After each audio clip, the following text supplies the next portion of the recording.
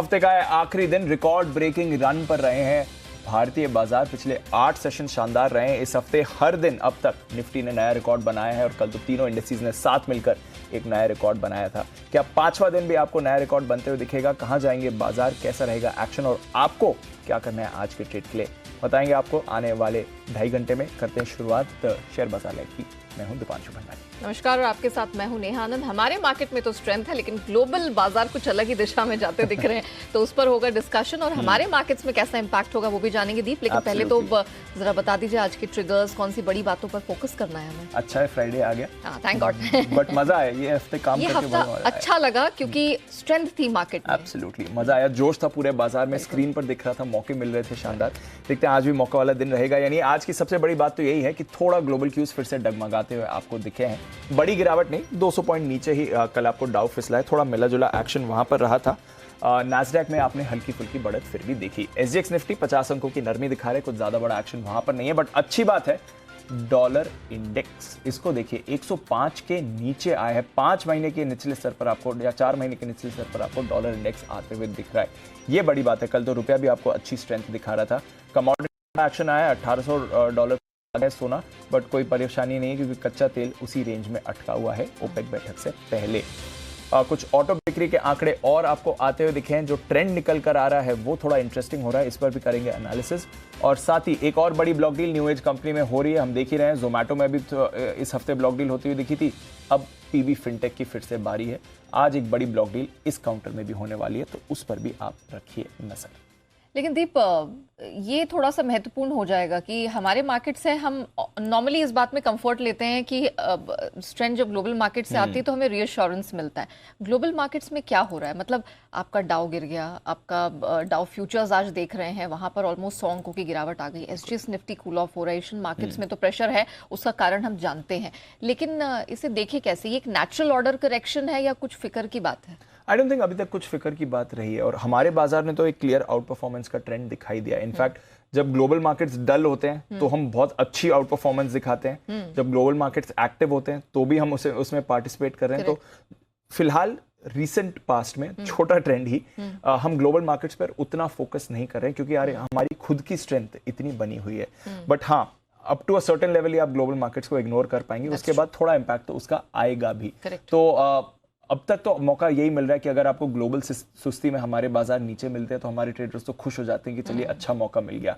कल एक बड़े गैप के साथ बाजार खुले थे, मौका उतना नहीं मिला। उसके बाद इंट्रा डे डिप के बाद थोड़ी वॉलेटिलिटी आपने देखी, बट वहां पर ट्रेडर्स को मौका अच्छा बना था। आज के लिए एटलीस्ट ग्लोबल बाजार थोड़े सुस्त हैं, बट अगेन एक फीलिंग ग्लोबल बाजारों में जो बनती हुई दिख रही है पिछले 2-3 दिनों से, जो ट्रेंड समझ में आ रहा है कि ये जो रैली आई थी 750 पॉइंट्स की डाउ फ्यूचर्स पर, उससे पहले 500 डाउ पर, उससे पहले 500 अंक गिरे थे डाउ। इस हफ्ते 2 बड़े मूव्स उतार चढ़ाव वाले आपको होते दिख रहे हैं। बाजार डेटा समझने की कोशिश कर रहे हैं, तो कहीं ना कहीं एक सोच विचार कल के एक्शन में बाजार में दिख रहा है ग्लोबल मार्केट्स में कि क्या हमने फेड के कमेंट्री पर, जेरोम पावेल साहब की कमेंट्री पर ओवर रिएक्ट तो नहीं कर दिया। क्योंकि जो हम कल सुबह भी बात कर रहे थे कि वो एक लाइन थी कि गति थोड़ी कम हो जाएगी रेट्स बढ़ाने की, उसके अलावा उन्होंने कुछ पॉजिटिव नहीं बोला था। फाइन प्रिंट तो उनका कुछ भी पॉजिटिव नहीं था। वो तो कह रहे थे इन्फ्लेशन कंट्रोल में नहीं है, ग्रोथ की परेशानी है, आगे जाकर अग्रेसिव पॉलिसी शायद मेंटेन करनी पड़े, अभी के लिए इन्फ्लेशन का इम्पैक्ट नहीं आया है। तो क्या बाजार ने थोड़ा ओवर रिएक्ट तो नहीं कर दिया?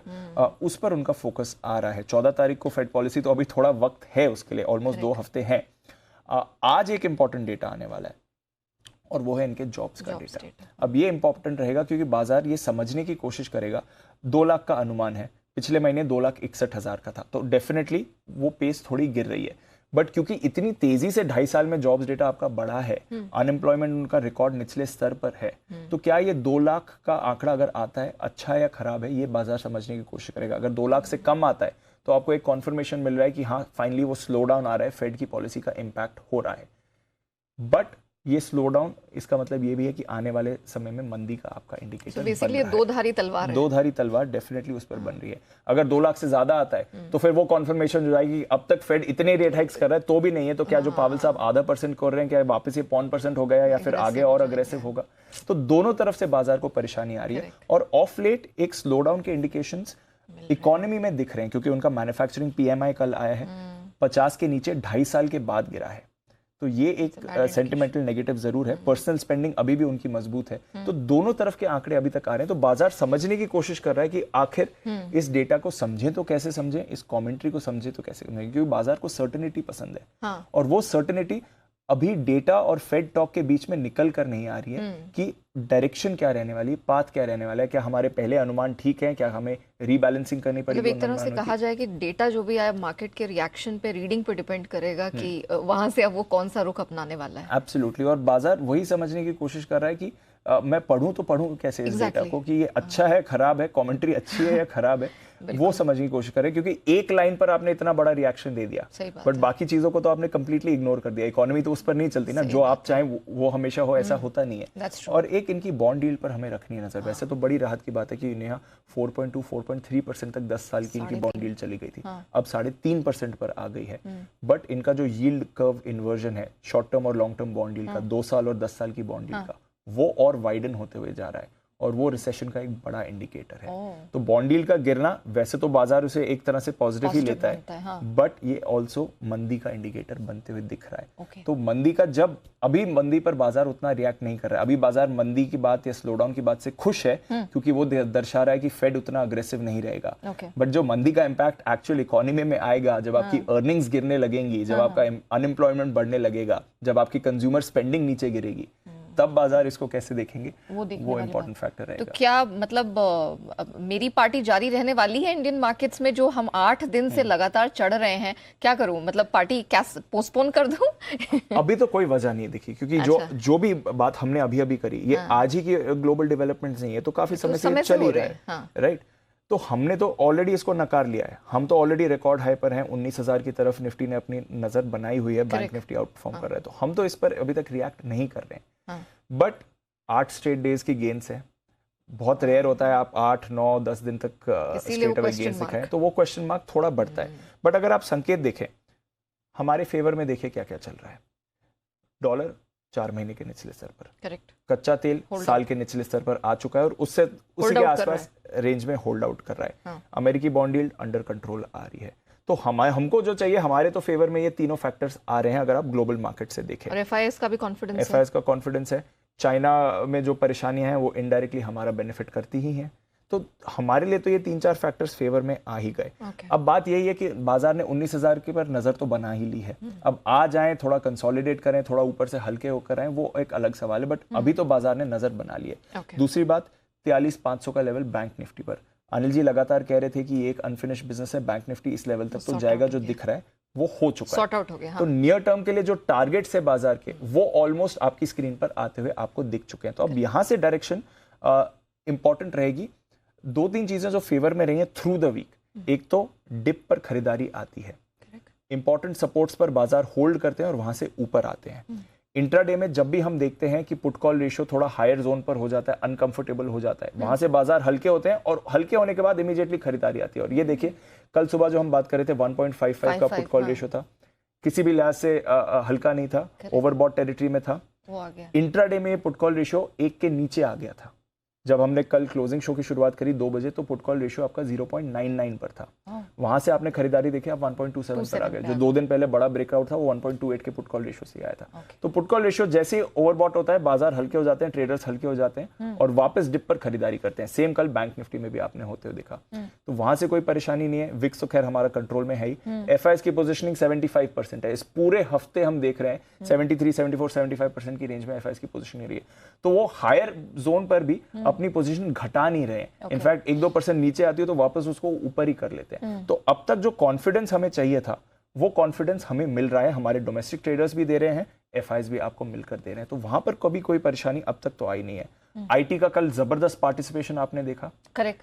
परसों के ब्रेकआउट में तो आईटी का रोल था, बट कल आईटी की लीडरशिप थी। और आप लगातार कह भी रहे हैं कि अलग अलग सेक्टर्स हैं वो बारी बारी से लीडरशिप ले रहे हैं, which is a good thing. Exactly. और आईटी तो बैंक निफ्टी जितना बड़ा सेक्टर है, बहुत बड़ा सेक्टर, तो वो अगर आपको मूव दिखा रहा है तो वो आपको सपोर्ट देने के संकेत दे रहा है। अब थोड़ी करेक्शन गिरावट आ सकती है, बट अब तक जो मूव है वो हमारे ट्रेडर्स के लिए तो बहुत ही बढ़िया रही है और हर डिप पर आपको मौका मिल रहा है। रेंज थोड़ी उतार चढ़ाव में कम हो जाती है, बट अब तक तो मौका दिख रहा है। अब तक तो कोई ऐसा संकेत नहीं आया है बैंक निफ्टी भी अगर आप देखें, निफ्टी 8 सेशंस पॉजिटिव रहा है, बैंक निफ्टी भी 8 में से 7 सेशंस पॉजिटिव रहा है। पिछले फ्राइडे को हल्की गिरावट आई थी, otherwise almost 8 sessions bank Nifty की भी स्ट्रेंथ आपकी स्क्रीन पर है। कल ऑफ कोर्स थोड़ा लड़खड़ाते हुए हमने बैंक निफ्टी दिखा towards the end, again overbought territory में आ गया। बट कल की भी इंटरेस्टिंग बात यह है कि परसों के सपोर्ट लेवल पर आपने कल भी बाजार को सपोर्ट लेते दिखा, तो वहां से चिंता नहीं आई।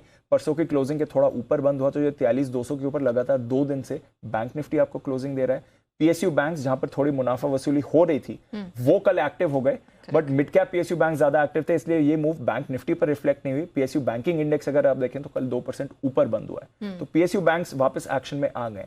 तो रोटेशन हल्का फुल्का बाजार में है, विद इन सेक्टर्स भी आपको रोटेशन दिख रहा है, बट अदरवाइज अब तक इस पूरे हफ्ते, इनफैक्ट पिछले 2 हफ्तों से कोई भी स्ट्रेंथ इंडिकेटर बाजार का दूर गया नहीं है। तो अगर आप पुट कॉल रेशो भी देख लें, स्टेबल है, एफआईएस की पोजीशनिंग एलिवेटेड लेवल्स पर बनी हुई है, और हर डिप पर आप देख रहे हैं कि एक कॉन्फिडेंस आ रहा है। अब वीकेंड सेशन है, अमेरिका में इंपॉर्टेंट डेटा आने वाला है, 8 दिनों से आपकी तेजी हो गई है, तो थोड़ा आप हल्के हो सकते हैं, वो केस बनता है बिल्कुल। बट हर लेवल पर सपोर्ट आ रहा है, तो कोई ऐसी बड़ी गिरावट आ सकती है अनलेस कोई एक्सटर्नल ट्रिगर आ जाए। स्क्रीन पर अब तक तो नहीं दिखी है, अगर कुछ सरप्राइज आता है तो ठीक है, बट अब तक वैसी बड़ी गिरावट के संकेत नहीं दिखे हैं, और इनफैक्ट और ऊपर जाने का कॉन्फिडेंस बाजार अब तक तो दिखा रहे हैं, इंक्लूडिंग कल की जो 18,800 के ऊपर आपको क्लोजिंग मिली है। चलिए, तो भारतीय बाजार में तो सब कुशल मंगल है, सब कुछ ठीक ठाक दिखाई दे रहा है, एंड फिंगर्स क्रॉस्ड उम्मीद करते हैं कि ये जो मोमेंटम है और जो चर्निंग है ये आगे भी जारी रहे। लेकिन ग्लोबल मार्केट्स में अब कहां रखनी है नजर, और किस प्रकार की दिशा मिलती हुई दिख रही है, गिवन द फैक्ट कि हम साल के अंतिम महीने में प्रवेश कर चुके हैं। इन सब पर विस्तार से बात करेंगे जाने माने आपके चहेते ग्लोबल मार्केट एक्सपर्ट और एलिमेंट्स प्लेटफॉर्म के चेयरमैन अजय बग्गा सर का साथ हमें मिल रहा है। Good morning sir, once again बहुत स्वागत है, शुक्रिया समय निकालने के लिए। सर, सबसे पहले इंटरनेशनल मार्केट में जो कुछ हो रहा है, अब जो महत्वपूर्ण डेटा है उनका जॉब्स डेटा, इसका जिक्र आप पहले भी कर चुके हैं हफ्ते की शुरुआत में भी। अब ये समझने वाली बात होगी कि अमेरिकी बाजारों में, अंतर्राष्ट्रीय बाजारों में जितने भी डेटा आ रहे हैं वो एक दो-धारी तलवार का काम कर रहे हैं। अच्छे हो तो भी दिक्कत, खराब हो तो भी समझ में नहीं आता कि गोइंग फॉरवर्ड इकोनॉमी का होगा क्या। सर, जॉब्स डेटा को आप कैसे देखेंगे, एंड क्या स्लो डाउन की चिंता अब उभरने लगी है, या फिर अभी भी रेट हाइक की गति का कम होना बाजार को चेयर करेगा? हाँ जी, बहुत सही सवाल है। थोड़ा बैलेंस में है, क्योंकि आज 2 लाख जॉब्स ओपनिंग का एस्टिमेट है। अगर उससे ज़्यादा आता है तो थोड़ा मार्केट पे असर पड़ेगा डाउनवर्ड्स, बट 2 लाख अपने में भी बहुत हाई है। और पॉवेल ने 3-4 बारी अपनी 30 नवंबर की स्पीच में, फेड के चेयरमैन पॉवेल ने 3-4 बारी इसको मेंशन किया, ये जो लेबर मार्केट की जो टाइटनेस है, तो अगर नौकरियां, अगर जॉब ओपनिंग्स हैं, और उस हर आदमी जो अनएम्प्लॉयड है 1.7 टाइम्स उसकी जॉब ओपनिंग्स है, तो वो दर्शाता है कि लेबर मार्केट बहुत टाइट है। तो वो लेबर मार्केट की टाइटनेस पे काफी गंभीरता से विचार कर रहे थे। 3 आंकड़े आज निकल के आएंगे। एक होगा जॉब ओपनिंग्स, जो 2 लाख का आंकड़ा एस्टिमेट है स्ट्रीट का। दूसरा निकल के आएगा अनएम्प्लॉयमेंट का नंबर, वो 3.7 पे समतल रहने की उम्मीद है। तीसरा रहेगा आर्ली वेज ग्रोथ, तो आर्ली अर्निंग्स में क्या ग्रोथ है, वो 4.6% के ग्रोथ का अनुमान है, जो फेड कोशिश कर रहा है कि उसको नीचे लाया जाए, क्योंकि ये एक सर्कल बन जाता है। इन्फ्लेशन बढ़ती है तो इसलिए आपको कामगारों को ज़्यादा पैसे देने पड़ते हैं उनकी कॉस्ट ऑफ लिविंग को मीट करने के लिए, और ज़्यादा पैसे आप देते हैं उससे इन्फ्लेशन बढ़ती जाती है। तो ये सर्कल तोड़ने के लिए फेड रेट बढ़ाता है। बहुत ब्लंट इंस्ट्रूमेंट होता है और इसके कारण स्लो डाउन होता है। और दूसरी बात जो आपने बहुत सही की, स्लो डाउन का फिक्र कितना है। कल जो पीएमआई नंबर निकल के आए, मैन्युफैक्चरिंग पीएमआई, भारत तो बहुत अच्छे नंबर आए नवंबर के, 55 से ज्यादा था। 50 के ऊपर मतलब एक्सपेंशन, 50 से नीचे कॉन्ट्रैक्शन है। चाइना का 49 आया, जापान 49 आया, तो कॉन्ट्रैक्शन। यूएस का नंबर 2020 के लेवल्स के बाद पहली बारी मैन्युफैक्चरिंग में इतना बड़ा कॉन्ट्रैक्शन देखा गया, 47.7 का नंबर आया। जर्मनी का नंबर 46 पूरे यूरोप का 47 पे नंबर आया। तो क्या दर्शा रहा है कि चीन से लेकर, जापान से लेकर यूरोप, यूके, यूएस, हर जगह मैन्युफैक्चरिंग में स्लो डाउन है। आप देख रहे हैं इसका असर इन्फ्लेशन में भी आया, जो प्रोड्यूसर प्राइस कहते हैं या होलसेल प्राइस इंडेक्स हम कहते हैं। सप्लाई चेन्स में देखिए, क्योंकि स्लो डाउन आ रहा है, उससे हम देख रहे हैं कि प्राइसेस गिर रहे हैं। तो ये एक नेगेटिव प्राइस डाउनवर्ड होता है जब इस तरह से मैन्युफैक्चरिंग गिरने से, क्योंकि डिमांड गिर रही है, प्राइसेस नीचे आते हैं। वो इकोनॉमी के लिए अच्छा संकेत नहीं है। तो स्लो डाउन तो आ गया है। अब ये रहेगा कि यहाँ से सेंट्रल बैंक्स सिर्फ गति कम करते हैं रेट हाइक्स की और रेट हाइक करते रहते हैं, क्या रेट हाइक को विराम देते हैं। अगले हफ्ते हमारा आरबीआई का भी रेट हाइक की बात है और लगभग तय है कि 35 बेसिस पॉइंट आएगा। बट मेरा मानना ये होगा अभी रेट हाइक नहीं करनी चाहिए, क्योंकि आपने ऑलरेडी रेट बढ़ा दिए हैं और रुपया जितना गिरना था गिर चुका है। अब थोड़ा सा वो रेट्स को इकोनॉमी में फ्लो थ्रू करना बेटर रहेगा। अब जो रेट हाइक आएंगे विश्व भर में, उससे ग्रोथ पे ज्यादा इम्पैक्ट आएगा। इन्फ्लेशन तो एक लेवल पे आ गई है और यहाँ से गिरना शुरू कर जाएगी बेस इफेक्ट पे। बट अभी आप रेट बढ़ाते रहेंगे तो रिसेशन की तरफ इकोनॉमी को ग्लोबली ले जाएंगे। भारत तो ग्रो करेगा, थोड़ा सा स्लो डाउन होगा भारत का, 7% की जगह 6% पे आ जाएंगे हम नेट ग्रोथ। बट ग्रो तो हम करेंगे अगले साल भी। ग्रो तो हम करेंगे अगले साल, देखना पड़ेगा अमेरिका में ग्रोथ आती है कि नहीं।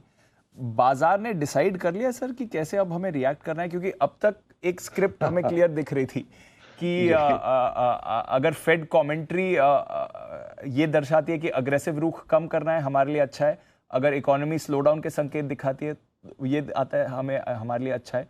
बट जो ये यील्ड कर्व बढ़ रहा है सर 3.5% पर, अब 10 साल की यील्ड आ गई है, तो वो तो गारंटी कर रही है कि अब रिसेशन आ रहा है। बाजार कब तक मंदी और धीमेपन को एक पॉजिटिव की तरह रीड करते रहेगा सर? बहुत बहुत अच्छा सवाल है दीप। क्या है, मार्केट मूव कर जाते हैं, उसके बाद हम स्टोरी लगाते हैं कि भाई आज ये हुआ वो हुआ, और वो चुनिंदा एक चीज, उन्होंने 11 चीजें बोली, उसमें से एक चीज था कि रेट स्लो करेंगे और शायद दिसंबर से ही स्लो करेंगे। उसी को पकड़ के मार्केट आगे भाग गया और शॉर्ट्स जो थे, बेयर्स जो थे, उनको बिल्कुल स्क्वीज कर दिया। तो ये क्लासिक है, लेट साइकिल मार्केट्स बहुत ऐसे परफॉर्म करते हैं। दूसरी बात है जो काफी आश्चर्यजनक है, हम बोलते रहते हैं वॉलेटिलिटी इतनी, अब कल देखिए यूएस मार्केट एक टाइम पे डाउ 460 पॉइंट्स डाउन था, फिर उभरा, फिर 200 पॉइंट डाउन बंद हुआ, जबकि उससे पहले दिन 750 पॉइंट ऊपर गया था। इतनी वॉलेटिलिटी दिख रही है, बट विक्स नीचे है। जो आप, ये आपके रिसर्च वाले बहुत उम्दा हैं, मेरे सोचने से पहले लगा देते हैं नंबर, यही मैं बोलने वाला था। विक्स देखिए कितना नीचे है, और विक्स जब इतना नीचे है किसी भी तरफा मार्केट जा सकता है। तो ऐसा नहीं है कि आपकी वॉलेटिलिटी इंडेक्स दिखा रही है जो मार्केट में वॉलेटिलिटी है, तो ये दिखा रहा है कि मार्केट प्लेयर्स को भी डायरेक्शन के लिए वो ढूंढ रहे हैं, कोशिश कर रहे हैं। तो 14 दिसंबर से पहले डायरेक्शन मिलनी मुश्किल हो जाती है दीप, कि अब इवेंट हो जाए। अब हो सकता है जैसे स्पीच इनकी 30 नवंबर को ही इवेंट हुआ, उसके बाद मार्केट दौड़ा, हो सकता है साइडलाइंस पे अभी भी बहुत पैसा पड़ा है, $5 ट्रिलियन यूएस हाउस होल्ड्स के जेब में पड़े हैं। तो हो सकता है कि 14 दिसंबर के बाद एक और वेव ऐसी आए जो मार्केट्स को एकदम से ऊपर उठा ले। तो बहुत मुश्किल है इस मार्केट को अंडरस्टैंड कर पाना, और इतने लो वॉलेटिलिटी पे मार्केट ऐसे स्विंग्स दे रहा है, ये यही दर्शाता है दोनों तरफ का पलड़ा भारी है, और लो वॉल्यूम्स पे लोग मार्केट को इधर ऊपर से नीचे घुमा रहे हैं। तो बहुत मुश्किल हो जाता है। बट ओवरऑल हमारा क्या थीसिस है, 50 बेसिस पॉइंट 14 दिसंबर को करेंगे, फिर फरवरी में 25 आएगा, तो वहां से मार्केट एक जरूर सांत्वना लेगा। बट फरवरी आते आते अर्निंग्स डी ग्रोथ शुरू हो जाएगा। तो यूरोप में 10% अगले साल की अर्निंग्स गिरने का अनुमान है, और यूएस में समतल रहेगा, $224 पे S&P 500 उसके करीब ही रहने का है। बट अभी जो एक्सपेंशन मार्केट लेके बैठा हुआ है अगले साल अर्निंग्स में, यूएस कॉर्पोरेट अर्निंग्स में, वो गिरेगा। तो अगला पड़ाव जो आएगा वो कॉर्पोरेट अर्निंग्स का होगा। ये साल फेड रेट हाइक्स का हो गया, इन्फ्लेशन का हो गया, अगले साल इकोनॉमी और रिसेशन के कारण कॉर्पोरेट अर्निंग्स गिरने का होगा, और फिर 2024 फिर से ग्रोथ का साल आ जाएगा। अगले साल के अंत तक फिर से हम ग्रोथ की तरफ देखने लग जाएंगे, और 2024 फिर से ग्लोबल मार्केट्स के लिए अच्छा रहना चाहिए। डॉलर जैसे आपने मेंशन किया बहुत अच्छा है इमर्जिंग मार्केट फ्लोज के लिए, और ज़्यादातर 2023 के जो आउटलुक्स आ रहे हैं दिग्गज ग्लोबल ब्रोकर्स के, सारे यही कह रहे हैं कि डॉलर यहाँ से समतल होके फिर थोड़ा नीचे आना चाहिए, और इसके चलते इमर्जिंग मार्केट्स आउट परफॉर्म करेंगे, और इमर्जिंग मार्केट्स का सितारा भारत है, हमें भी आउट परफॉर्म करना चाहिए। एक बारी फरवरी का ये जो अर्निंग्स का जो आएगा, जनवरी में जब इस तिमाही के अर्निंग्स आएंगे और फरवरी तक हम देखेंगे अर्निंग्स का नया एस्टिमेट, एक बारी फरवरी निकल जाए, मैं कहूँगा फिर हमारा मार्केट एक तरफा होना चाहिए, काफ़ी तेज़ी से और बढ़ना चाहिए। बट ओवरऑल भारत मार्केट में कोई ज़्यादा बड़ी बात नहीं है। ग्लोबल जैसे आपने कहा थोड़ा बहुत इशू आता है, यूएस में रिसेशन है तो हमारे एक्सपोर्ट्स में भी असर आएगा, वो सब मार्केट पहले ही डिस्काउंट करना शुरू कर देता है। तो फरवरी काफ़ी अहम एक पड़ाव रहेगा हमारे मार्केट्स के लिए भी और ग्लोबल मार्केट्स के लिए भी। बिल्कुल, तो फरवरी का महीना अच्छा रहेगा, इम्पॉर्टेंट रहेगा मार्केट के लिए। हमारा तो बजट भी आएगा, बट फिलहाल अगर आप नज़र डालें तो कोई ऐसी बड़ी चिंता की बात हमारे लिए अब तक तो नहीं आई, और सारे फैक्टर्स फेवरेबल में भी हैं। और भी फैक्टर्स की बात सर अभी करें या फिर आज 11 बजे की अपॉइंटमेंट सेट कर लें? नहीं, आज 11 बजे, क्योंकि आपके देखिए लोगों को चाहिए क्या स्टॉक खरीदना है क्या बेचना है, ये नॉलेज बहुत कम लोगों को चाहिए, तो वो 11 बजे करेंगे थोड़ा सा टाइम लेके, और बहुत इंटरेस्टिंग रहेगा दीप। लुकिंग फॉरवर्ड कि आपके साथ ये शो एक बारी हमने पहले भी किया, और 25 से ज़्यादा बारी हम ये शो कर चुके हैं, तो अब किताब ढूंढना मेरे लिए मुश्किल हो गया, क्योंकि 10-15 किताबें होती है जो पसंद आती हैं। वैसे तो 2000 से ज़्यादा किताबें हैं मेरे पास इसमें इन्वेस्टमेंट्स में, बट अब निकालना, हर बारी मैं देखता हूँ फिर अपनी लिस्ट देखता हूँ, अरे ये रिपीट हो गए, तो अब किताब मुश्किल हो रहा है। आज की लिस्ट मैंने देख ली सर, और बहुत ही इंटरेस्टिंग किताब आज बग्गा साहब आपके लिए चूज करके लाए। इनफैक्ट मार्केट के पार्टिसिपेंट्स और नए मार्केट के जो पार्टिसिपेंट्स हैं उनको बहुत मजा आएगा ये बुक पढ़कर। बट ये सस्पेंस 11 बजे के लिए रखेंगे सर, आपके साथ करेंगे मुलाकात एबी ऑफ ग्लोबल मार्केट्स इस महीने का, बग्गा साहब के साथ 11 बजे फिर से जुड़ेंगे। सर बहुत बहुत शुक्रिया आज सुबह अपना वक्त हमें देने के लिए। आइए जय ठक्कर भी तैयार हैं, और जैसे जानना है आज का ट्रेड सेटअप। जय, कल की वीकली एक्सपायरी तो हो गई, 18,800 के ऊपर निफ्टी ने आपको क्लोजिंग भी दे दी, तो क्या अब इस वीकली एक्सपायरी में 19,000 के लेवल के लिए बाजार डायरेक्शन ले सकता है? 8 दिनों से पॉजिटिव क्लोज दिखा रहा है। Hi, good morning to you, Deep. Deep, hopefully, 19,000 देखने मिले, but then, at the same time हमें ये भी देखना पड़ेगा कि markets में overbought readings तो है ही, जहाँ तक FI की लॉन्ग पोजीशंस का सवाल है, जहाँ तक कॉल रेशियो का सवाल है, जहाँ तक मोमेंटम इंडिकेटर्स का सवाल है, एंड लेवल्स पर्सपेक्टिव अगर हम देखें, pure price perspective, then Deep, as of now कोई यहाँ पे रिवर्सल है नहीं। Else, things are looking a bit overbought at these levels. So यहाँ पे definitely cautiously bullish रहना चाहिए till the time you have seen a clear reversal.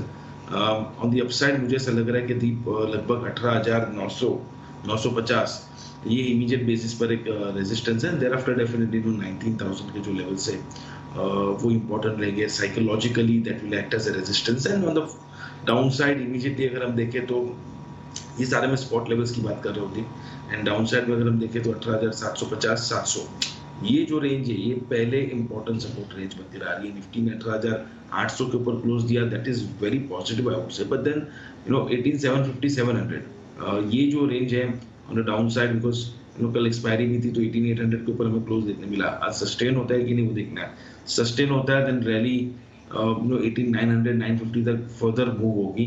Fehling to do so I think 750, 700 के आसपास एक अच्छा सपोर्ट मिल सकता है। 700 बहुत ही इंपॉर्टेंट रहेगा, उसके नीचे सीधा 100 पॉइंट नीचे सपोर्ट 18600 पर।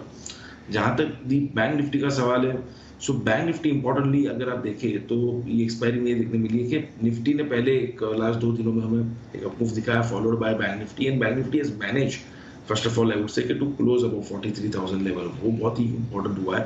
And over and about that 43,200 के लेवल्स के ऊपर भी एक्सपायरी के दिन बंद हुआ, this is quite positive.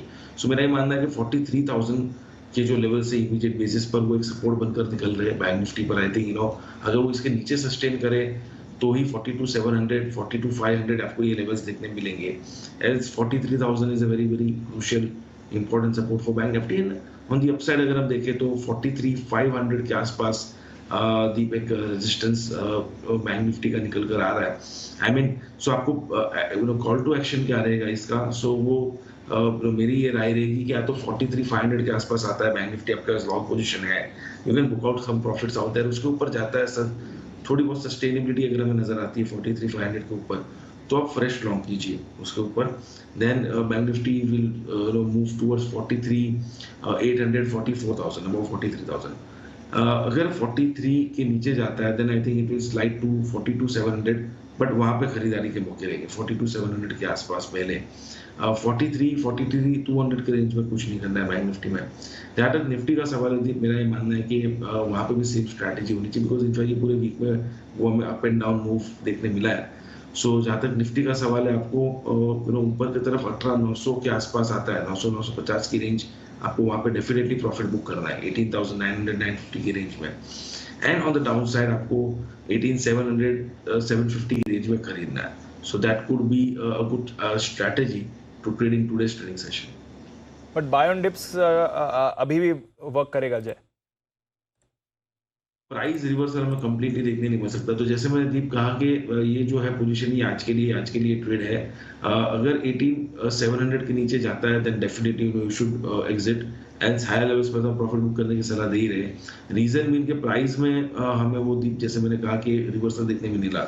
Else PCR, FI long positions, momentum और बाकी दूसरे जो इंडिकेटर्स है उसमें तो क्लियरली ये चीज नजर आ रहा है कि मार्केट्स ओवरबॉट है, बट कंप्लीटली रिवर्सल देखने मिलेगा कि नहीं as of now I think still further evidences अगर प्राइस से मिले सो फर्दर ये आउटकम आएगा। But then till that doesn't happen I think वो स्ट्रैटेजी के साथ you can stick at least for the intraday perspective, because आप बाय ऑन डिप्स लगभग 100 पॉइंट नीचे कर रहे हैं तो आपको उछाल देखने मिल सकता है। If you are booking out profit around 18,900-950 तो आपको वहां से थोड़ा बहुत सेलिंग प्रेशर देखने मिल सकता है, then you can again get a chance to enter at a lower level. Okay, तो लेवल्स इंपॉर्टेंट रहेंगे और 8 दिनों से आप ऊपर जा रहे हैं, जैसे हम भी बात कर रहे हैं कि बहुत रेयर होता है कि ये ट्रेंड हर बार बरकरार रहे। वीकेंड सेशन भी है, इंपॉर्टेंट डेटा भी आने वाला है और थोड़ा ओवरबॉट संकेत भी बाजार में, तो थोड़ा कॉशियस रहना भी अच्छा रहेगा। लेवल्स पर रखें फोकस, एंड ऑफ कोर्स जय और हमारे बाकी सारे एक्सपर्ट्स बाजार पर और स्टॉक्स पर तो अपनी राय देते ही रहेंगे, कुछ बेहतरीन कैश के ऑप्शन भी लेंगे। नई वीकली एक्सपायरी भी है। आइए, जय तो हमारे साथ बने हुए हैं, उनकी पिक ऑफ द डे भी लेनी है, बाकी एक्सपर्ट्स भी जुड़ने के लिए हैं तैयार। उससे पहले आज की खबरें और ब्रोकरेज रिपोर्ट्स दोनों पर डालते हैं नजर। अरमान, साथी नुपुर और वरुण हमारे साथ है तैयार। आशीष आपको ब्रोकरेज रिपोर्ट्स भी बताएंगे। अरमान बताएं ट्रिगर्स और आज की खबरें। बिल्कुल, ट्रिगर्स में सबसे पहले अगर आप नतीजे, क्योंकि जो वो आईपीओ के बाद अगर आप देखेंगे तो INOX green energy services, INOX wind और आइनॉक्स विंड एनर्जी के जो है उसके नतीजे आते हुए दिखेंगे। सरकार जो है फोर्थ ट्रेंड जो है भारत बॉन्ड ETF का वो भी लॉन्च करती हुई दिखेगी। और डेटा सेफ्टी और प्राइवेसी पर आप 11:30 बजे की जो है संचार और IT पर संसदीय समिति की जो है बैठक है वो भी होती हुई दिखेगी। आईपीओ में यूनिपार्ट्स इंडिया को आज बंद होता हुआ दिखेगा। एक्स डेट है लिखिता इंफ्रा पर, जहां पर स्टॉक स्प्लिट है ₹10 to ₹5 का। ग्लोबल में USA में जॉब्स का डेटा आता हुआ दिखेगा नवंबर महीने का। और ट्विटर का ब्लू, ग्रे, गोल्ड चेकमार्क्स जो है वो लॉन्च होते हुए दिखेंगे। और अंत में अगर आप आईपीओ अपडेट्स की बात करें कि यूनिपार्ट्स का कितना बढ़ा है, तो डे 2 का जो आईपीओ अपडेट है वहां पर आपको दिखेगा टोटल जो है 2 गुना सब्सक्रिप्शन मिलता हुआ दिखा है, जिसमें रिटेल का हिस्सा 2 गुना है, NII लगभग 3.5 टाइम्स और QIB का पोर्शन देखेंगे तो लगभग पूरा बढ़ता हुआ दिखा है। ओके, तो ये है महत्वपूर्ण ग्लोबल और घरेलू ट्रिगर्स जिन पर आपको रखनी है नजर। नुपुर, अब आपकी बारी आती है, बताइए खबरों के दम पर आज कहाँ एक्शन दिखने वाला है? बिल्कुल, नवंबर के ऑटो सेल्स के डिटेल के साथ शुरुआत करते हैं। सबसे पहले हीरो मोटो, जहां पे नंबर्स अनुमान से कम आते दिखे। कुल बिक्री की बात करें तो अनुमान 4 लाख यूनिट का था, वो 3.9 लाख यूनिट्स आए, लेकिन वाई बेसिस पे 12% की बढ़त है। आयशर मोटर्स भी के नंबर काफ़ी बढ़िया अनुमान से बेटर आते दिखे। वाई बेसिस पे 37% की ग्रोथ है। अनुमान था कि रॉयल एनफील्ड के जो सेल्स है वो करीबन 70,000 यूनिट हो सकती है, वो आया है 70,760 यूनिट के आसपास। एसएमएल इशू देखें तो यहाँ पर भी जो नतीजे जो नवंबर के सेल्स के नंबर है वो काफ़ी बढ़िया है। कुल बिक्री 21% से इस बार बढ़कर आई है। पीवी सेल्स की भी बात करें तो 180% से इस बार इम्प्रूवमेंट है वहाँ पर। और कार्गो व्हीकल में भी देखें तो 29% का डाउनफॉल इस बार आते दिखा। टूल ऑटो, जहाँ पे नवंबर सेल्स के नंबर काफ़ी स्ट्रॉन्ग है, 68% की ग्रोथ यहाँ पर आपको दिखेगी। पीबी फिनटेक भी आज फोकस में, क्योंकि इस महीने इसका लॉक इन भी खुला था और उसके बाद ब्लॉक डील आज यहाँ पर हो सकती है सॉफ्ट बैंक की तरफ से करीबन 440 रुपए के भाव पर, जो 4.5% डिस्काउंट पे होगी। करंट मार्केट प्राइस से 2.28 करोड़ शेयर्स बिकेंगे। 5% का जो हिस्सा है वो कम होता दिखेगा यहाँ पर, और जो डील वैल्यू है वो 1000 करोड़ के आसपास की है। ऑयल एंड गैस कंपनीज भी आज फोकस में, क्योंकि सरकार ने घरेलू कच्चे तेल एक्सपोर्ट पर जो विंडफॉल टैक्स है उसे घटाया है। पहले ये 10,200 के आसपास था, जो 4,900 कर दिया गया है, और डीजल एक्सपोर्ट पर भी जो अतिरिक्त ड्यूटी थी उसमें भी कटौती की है। ओके, तो विंडफॉल टैक्स गेन घटकर आया है, ये इंपॉर्टेंट है और देखना पड़ेगा कि आज ऑयल एंड गैस काउंटर्स पर इसका कैसा इम्पैक्ट आता है। सेंटिमेंट पॉजिटिव होता है या फिर एक्चुअली आपके स्टॉक्स पर अच्छी मूव बनते हुए दिखेंगे। यहाँ से वरुण, मॉर्निंग, बताएं आप कौन सी खबरें लेकर आए हैं। मॉर्निंग दीप, तो सबसे पहले तो एनएमडीसी यहाँ पे आपको नजर रखना है, क्योंकि सरकार ने नागरनाथ स्टील प्लांट जो है उसमें हिस्सा बिक्री के लिए एक्सप्रेशन ऑफ इंटरेस्ट मंगवा लिया है। करीब 50.8% के आसपास की हिस्सेदारी ये बेचने वाले हैं। 27 जनवरी तक कंपनियों को एक्सप्रेशन ऑफ इंटरेस्ट जो है कंपनियां वो दे सकती है। इसके अलावा नवंबर में जो बिक्री है एनएमडीसी की, उसमें 5.6% के आसपास की बढ़ोतरी हुई है और उत्पादन में 8.1% की बढ़ोतरी हुई है। इसके अलावा ऑटो कंपनीज और खासकर CNG city gas distribution companies जो है उन पे नज़र रखेगा, वो भी खासकर दिल्ली बेस यानी कि आईजीएल पे आपको खास नज़र रखनी है, क्योंकि भारत सरकार के पोल्यूशन पैनल ने 3 राज्यों को यानी कि हरियाणा, उत्तर प्रदेश और राजस्थान को एनसीआर में केवल सीएनजी और ई ऑटो के रजिस्ट्रेशन के लिए कहा है, यानी कि डीजल ऑटोज या पेट्रोल ऑटोज जो है वो अब रजिस्ट्रेशन नहीं हो पाएगा। 1 जनवरी से ये लागू होने वाला है, तो इसके चलते आप आईजीएल पे खासकर नजर रखिएगा। इसके अलावा कॉनकॉर और बाकी रेलवे कंपनी जो है वहाँ पे नजर रखिएगा, क्योंकि नवंबर में रेल माल ढुलाई जो है उसमें करीब 5% के आसपास की बढ़ोतरी हुई है और फ्रेट लोडिंग में करीब 16% के आसपास की साल दर साल बढ़ोतरी देखने मिली है। पावर कंपनीज नवंबर में इलेक्ट्रिसिटी उत्पादन जो है उसमें करीब 11.9% के आसपास की बढ़ोतरी हुई है। मॉइल प्रोडक्शन और सेल्स का नंबर दिया है इन्होंने नवंबर का। नवंबर में जो प्रोडक्शन है अक्टूबर के मुकाबले अगर आप देखेंगे तो उसमें 60% के आसपास की बढ़ोतरी हुई है, और जो सेल्स है उसमें 82% की बढ़ोतरी हुई है। और आखिरी में यस बैंक, यहाँ पे आरबीआई ने कार्लाइल ग्रुप और साथ ही साथ एडवांस ग्रुप जो है उनको जो प्रस्तावित निवेश करना चाहते थे उसके लिए कंडीशनल अप्रूवल जो है वो दे दिया है। करीब 10% के आसपास की हिस्सेदारी जो है वो ये दोनों खरीदना चाहते थे, 10% के आसपास की। हालांकि इसको अभी इवैल्यूएट करेंगे और जल्द ही जो इस मामले में जो अंतरिम मंजूरी है वो आरबीआई से मिल सकती है, तो इसके चलते यस बैंक पे भी नजर रखेगा। ओके, चलिए अरमान, अब आपकी बारी। एक बार फिर से जरा बताइए, आपके पास कौन से खबरें जिनके दम पर आज चुनिंदा स्टॉक सेक्टर्स में एक्शन दिखेगा? जी, ओबरा रियल्टी पर ध्यान रखिएगा, क्योंकि जो कब से जो ईजीएम थी, जिस बेसिस पे जिसके लिए ईजीएम थी, ओएसिस रियल्टी से प्रीमिसेस खरीदने के लिए शेयर होल्डर्स ने जो है उनसे मंजूरी मिल चुकी है। डेल्टा कॉप पर आपको ध्यान रखना होगा, क्योंकि जो 1 अप्रैल 2020 से 31 अक्टूबर 2020 और 1 मई 2021 से 30 सितंबर 2021 के बीच की जो लाइसेंसिंग फीस का है उसका भुगतान करने के लिए गोवा सरकार ने आदेश दिया। हालांकि मैं आपको ये बता दूं कि कंपनी ने इसका प्रोविजन ऑलरेडी बना रखा है, तो पीएनएल पर इसका कोई इंपैक्ट नहीं होने वाला है। शिप बिल्डिंग स्टॉक्स पर भी आपको फोकस रखना होगा, क्योंकि राउटर्स के हवाले से एक खबर आती हुई दिखी है कि शिप बिल्डिंग उद्योग को सहारा देने के लिए बजट में प्रावधान कर सकती है सरकार, और इससे इस स्पेस को अच्छा खासा सपोर्ट मिल सकता है। एसजीवीएन पर ध्यान रखना होगा, जिसमें सब्सिडरी एसजीवीएन ग्रीन एनर्जी ने ग्रीड कॉर्पोरेशन उड़ीसा के साथ जो है एमओयू किया है, और ये जो एमओयू है 1000 मेगावाट हाइड्रो इलेक्ट्रिक प्रोजेक्ट और 2000 मेगावाट सोलर पावर प्रोजेक्ट के लिए जो है करार किया है। और अंत में बल्क डील है, जिसमें बंधन बैंक, जिसमें प्लूटस वेल्थ मैनेजमेंट की अगर बात करेंगे, उन्होंने लगभग 90 लाख शेयर्स 235 के आसपास के भाव पर खरीदे।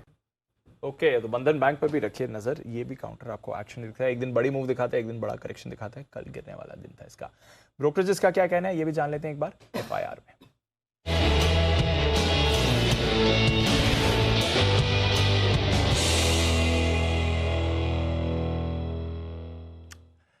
मॉर्निंग आशीष, बताएं क्या कह रही हैं आज की रिपोर्ट्स। Good morning Deepanshu. सबसे पहले देखिए डेविस लैब यहाँ पर खास नजर रखनी है क्योंकि मॉर्गन स्टैनली की तरफ से कवरेज की शुरुआत हुई है, लेकिन अंडरवेट की रेटिंग के साथ 3,409 रुपये की क्लोजिंग है। ये 3,053 रुपये यानी करंट मार्केट प्राइस से नीचे के लक्ष्य के साथ इन्होंने कवरेज की शुरुआत की। तो डेविस लैब्स यहाँ पर आपको फोकस रखकर चलना होगा। वेस्ट लाइफ डेवलपमेंट यहाँ पर देखिए CLSA की तरफ से रिपोर्ट आई है जहाँ पर रेटिंग को कर दिया है अपग्रेड। पहले रिड्यूस करा दिया करते थे, अब आउट परफॉर्म की रेटिंग दे रहे हैं। लक्ष्य भी देखें तो 785 से बढ़ाकर 810 कर दिया। हालांकि मैक्वायरी इनसे ज़्यादा बुलिश है क्योंकि आउट परफॉर्म की रेटिंग को बरकरार रखा है 880 रुपये के लक्ष्य के लिए। Bajaj auto Morgan Stanley overweight की रेटिंग को बरकरार रखे हैं 4,309 रुपये के लक्ष्य के लिए। M&M पर नजर रखिएगा। नोमेरा खरीदारी की राय देने 1,616 रुपये का लक्ष्य दिया, 1,293 रुपये की क्लोजिंग है। HCL टेक सिटी न्यूट्रल की राय दे रहे 985 रुपये के लक्ष्य के लिए। और MCX पर भी नजर रखनी है क्योंकि मॉर्गन स्टैनली की तरफ से रिपोर्ट आई है जहां पर अंडरवेट की रेटिंग दी है और 1,574 रुपये की क्लोजिंग है, 1,220 रुपये का लक्ष्य दिया है। बंधन बैंक में भी खास एक्शन आपको देखने को मिल सकता है। CLSA खरीदारी किराए को बरकरार रखे हुए हैं, 236 की क्लोजिंग है, 300 रुपये का लक्ष्य दिया है। पेटीएम पर देखिए मैनेजमेंट मीट के बाद CLSA खरीदारी किराए को बरकरार रखे हुए हैं 650 रुपये के लक्ष्य के लिए, 501 रुपये की क्लोजिंग है। वहीं मॉर्गन स्टैनली ने इक्वल वेट की रेटिंग को बरकरार रखा है 695 के लक्ष्य के लिए। ओके, तो ये है आपके लिए सारी की सारी आज की ब्रोकरेज रिपोर्ट जहां पर रखनी है आपको नजर। ढेरों खबरें भी हैं, एक्शन भी बढ़ाना है आगे। आइए करते हैं हमारे सारे एक्सपर्ट्स का स्वागत। बिगुल पिक ऑफ द डे।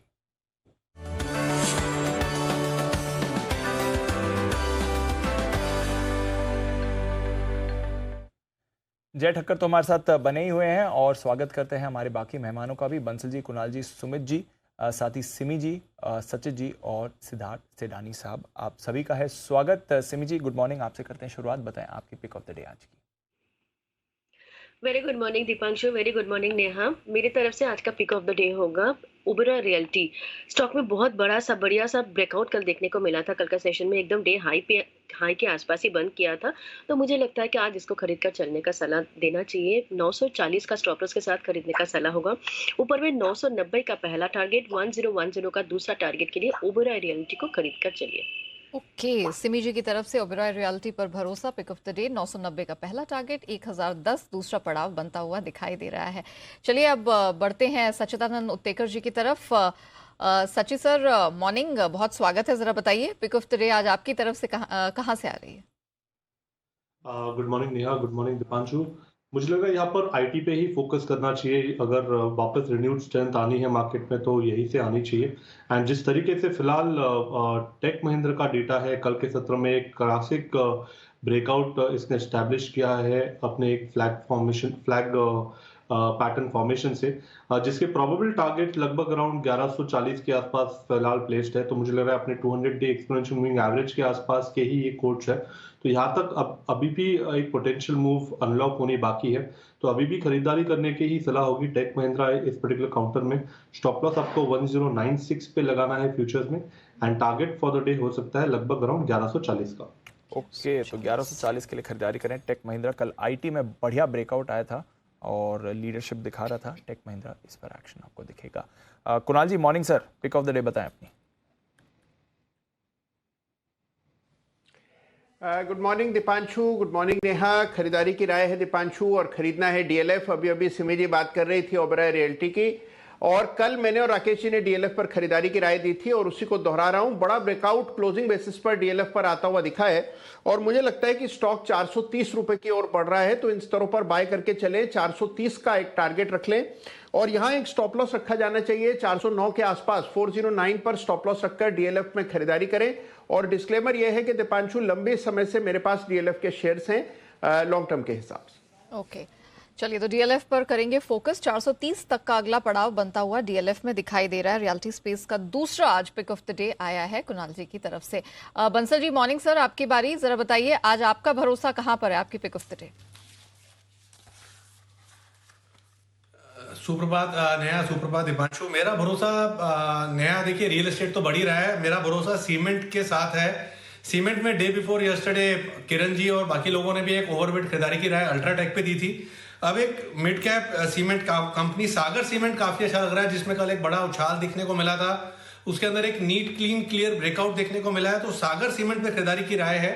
220 220 का स्टॉप लॉस है, 243 का टारगेट है और सागर सीमेंट है मेरा pick of the day. Sagar cement, इस पर आपको एक्शन बनते हुए देख सकते हैं। पिक ऑफ द डे 243 का टारगेट। जय, आप भी बताएं आपकी पिक ऑफ द डे आज की। जी दीप, मेरा जो पिक ऑफ द डे है वो है सीमेंट काउंटर भी। अभी राकेश जी ने सागर सीमेंट पर खरीदारी की सलाह दी। कल मैंने अल्ट्राटेक पर दी थी एंड अभी मैं दे रहा हूँ इंडिया सीमेंट्स पर। आई थिंक इंडिया सीमेंट्स में भी एक अच्छा मूव ऊपर की तरफ देखने मिल सकता है। दीप, नीचे में आपको स्टॉप लॉस प्लेस करना होगा 241 पर। ऊपर में टारगेट्स बन रहे हैं 260, 265, 260, 265, ये दो टारगेट्स के लिए आपको खरीदना है इंडिया सीमेंट्स। मुझे लग रहा है कि इसमें भी एक अच्छा बेस बना है एंड एक शॉर्ट टर्म रेजिस्टेंस है अराउंड 260, और 260-65 तक के लेवल्स तो अचीव हो सकते हैं। अगर वो निकलते हैं तो एक बड़ा ब्रेकआउट आपको वहां पे भी आते हुए देखने मिलेगा। एज शॉर्ट टर्म में तो 260-65 तक के लेवल्स आपको दिखाई दे सकते हैं, तो रिस्क रिवॉर्ड यहाँ पे अच्छा है। ओके, सीमेंट स्पेस पर भी हमारे एक्सपर्ट्स का भरोसा बढ़ रहा है। इंडिया सीमेंट्स जय की बेस्ट पिक है आज, और 260, और दूसरा लक्ष्य 265 का है। सुमित जी भी हमारे साथ जुड़ चुके हैं। सुमित जी, मॉर्निंग, बताइए आपकी पिक ऑफ द डे कहां से आ रही है? Good morning Neha, good morning. नया पिक ऑफ द डे के तौर पे मेरे पास जो स्टॉक है वो है एलएनटी। एलएनटी चार्ट्स के ऊपर अच्छा दिख रहा है, मजबूत है, कंटिन्यूअस अपट्रेंड के अंदर ट्रेड कर रहा है। एलएनटी के अंदर यहाँ से ऊपर का मूव ही देखने को मिलेगा। कोई भी डिप आता है तो इसमें खरीदारी करना है। एग्जिस्टिंग पोजीशंस इसमें होल्ड रख के चलना है। ऊपर में जो टारगेट देखने को मिल सकते हैं वो है 2130 रुपए से लेके 2150 रुपए तक के। ये मोमेंटम के टारगेट है। पोजिशनली इसके ऊपर के लेवल भी एलएनटी के अंदर देखने को मिलेंगे। 2070 के स्टॉप लॉस से एलएनटी पे खरीदारी करके चलने का सलाह रहेगा 2130, 2150 के टारगेट्स के लिए। ओके, तो ये है आपके लिए एलएनटी। कल तो लाइफ हाई इस काउंटर ने लगाया है, जबरदस्त एक्शन में था, धीरे धीरे ऊपर जाता है बट लाइफ हाई पर है और अब 2100 के ऊपर क्लोजिंग भी दे चुका है। 2150 के टारगेट्स के लिए खरीदारी करें इसकी। फाइनली सिद्धार्थ जी से भी लेनी है उनकी pick of the day. Siddharth ji, good morning sir, बताएं आपके कौन सा स्टॉक है आज? Good morning Deepanshu, good morning Neha. Morning. आपका एक अपडेट की सागर सीमेंट की भी चर्चा हो रही थी राकेश जी द्वारा। तो कल सागर सीमेंट मैंने एसपीएल मिड कैप में लॉन्ग टर्म में दिया था 210 रुपए में, चल चुका 280 का अभी भी टारगेट बरकरार है। साथ ही साथ आज का जो पिक ऑफ द डे रहेगा वो थोड़ा सा एफएमईजी कंजम्पशन स्पेस से लेकर आया हूं और वो है पॉलीकैप। पॉलीकैप पे खरीदारी की राय है, वायर्स एंड केबल्स का लीडर। शॉर्ट टर्म आपको टारगेट रखना है 2700 रुपए का। अगर आपने पोजिशनली स्टॉक को रख लिया तो आपको 3400 रुपए के करीब का भी टारगेट आ सकता है पॉलीकैप में। मार्केट लीडर है वायर्स एंड केबल्स का, 22 से 24% का मार्केट शेयर। मुनाफे दमदार आए हैं, मार्जिन एक्सपैंड हुए हैं। नतीजों में 20,000 करोड़ के रेवेन्यू करने की उम्मीद है आने वाले साल में 12,000 करोड़ से। सो 400 करोड़ का केपेक्स। तो मैं मानता हूं Polycab, FMEG, wires and cables segment से 2700 रुपए के टारगेट के लिए खरीदारी की राय। ओके, तो 2700 के टारगेट के लिए खरीदारी की राय इस पर है। पॉलीकैप में सिद्धार्थ जी की तरफ से अच्छा एक्शन इस पर आ सकता है। कोई लॉन्ग टर्म टारगेट्स भी हैं सर इस पे? बिल्कुल, 3400 रुपए का लॉन्ग टर्म टारगेट है पॉलीकैप पे। ओके, तो 3400 का लॉन्ग टर्म टारगेट है, 2700 का नियर टर्म टारगेट है। पॉलीकैप आपको एक्शन दिखा सकता है, नजर रखेंगे इस काउंटर पर। आइए, ढेरों स्टॉक्स हैं जहां पर रखनी है नजर। पीबी फिनटेक का आज एक बार इस पर फोकस कर लेते हैं। सॉफ्ट बैंक के जरिए यहां पर एक ब्लॉक डील होने वाली है, करीब 4-4.5% ये डिस्काउंट पर फ्लोर प्राइस भी रखा गया है। स्टॉक भी रेडार पर रहना चाहिए। सचिन जी, एक बार पीबी फिनटेक का चार्ट देखें। ये सारी न्यू एज कंपनीज में हम लगातार ब्लॉक डील का एक्शन देख रहे हैं। कल तो थोड़ा पॉजिटिव था, 461 की क्लोजिंग थी। इसके चार्ट पर राय क्या है सर?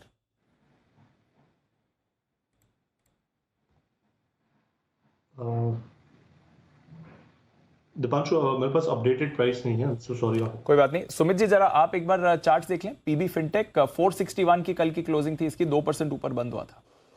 दीपांशु देखो, ये स्टॉक के अंदर बाउंस बैक देखने को मिल रहा है। ये स्टॉक पिछले 3 से 4 दिनों में लोअर लेवल से एक बाउंस बैक दिखा रहा है।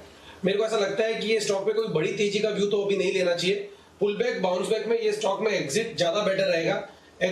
पुल बैक बाउंस बैक में ये स्टॉक ऊपर में 480-490 रुपए तक का लेवल दिखा सकता है। ओवरऑल स्ट्रक्चर वीक है। जब से लिस्टिंग हुआ तब से कंटिन्यूसली डाउनवर्ड मूव भी दिखा रहा है। बीच बीच में कुछ दिन 5-7 दिन या 10 दिन के लिए ऊपर जाता है, फिर वापस से उससे ज्यादा स्पीड से नीचे आता है।